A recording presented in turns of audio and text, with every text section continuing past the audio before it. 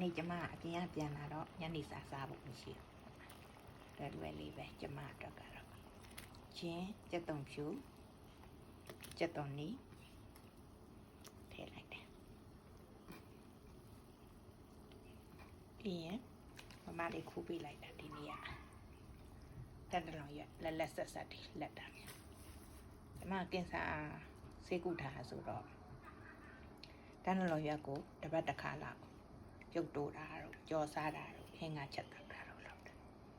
အဲ့တော့ဒါလေးကိုဒီလိုလေးထည့်လိုက်တယ်ပြီးတော့မှုပါမယ်ရှင်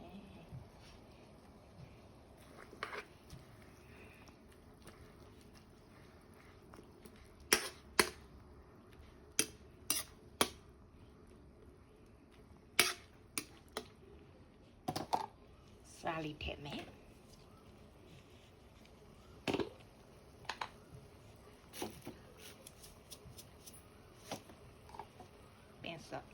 နည်းနည်းပဲ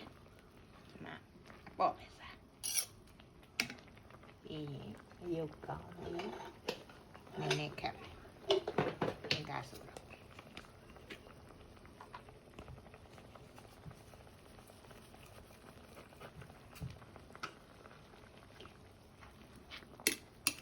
ခဏလေးအပုံပေးထားလိုက်ရှင်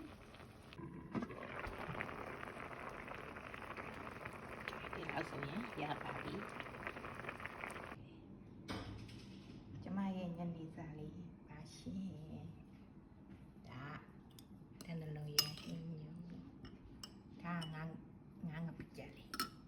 မမလေးပေးလိုက်တဲ့တရတီရှောက်ရွက်ဒါပြည့်တော့တယ်ညမှာဆိုရင်ကျမတို့ပကန်းလေးပါလေးဖျားဖို့ထွက်ရင်တော့ပြည့်တော့တင်ရလေတူစားရတယ်ဒါလေးကမှုကြောတန်းတယ်တဘုံမှာ2500ဒီအစီတန်းနဲ့ကြော်တာကောင်းတယ်ညနေပဲဆိုထမင်းကနန်းနန်းပဲစားတယ်ဟင်းကလေးလည်းကောင်းတက်ချင်တော့ကဲစားကြပါဦးရှင်ကောင်းမှာကမှုကြောနဲ့တန်းတော့ရနေပြကြလေးနဲ့အမစစ်စားအားလုံးကျေးဇူးတင်ပါတယ်